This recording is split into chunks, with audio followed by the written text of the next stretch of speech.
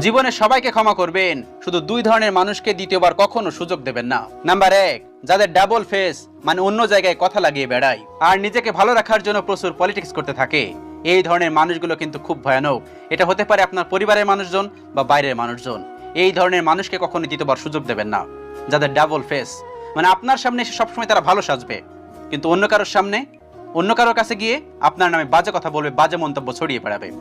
আপনি যেটা না সেটাও তাদের কাছে বলে বেড়াবে।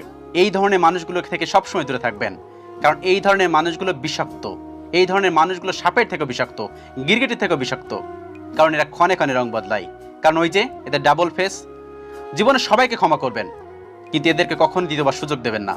এদেরকে যদি দ্বিতীয়বার সুযোগ দেন, তাহলে এরা আপনার উপরে চড়াও হতে একবারও ভাববে না, একবারও পিছন মুখে তাকাবে না। এরা শুধুমাত্র আপনাকে সবল মারবে, সেজন্য বি কেয়ারফুল।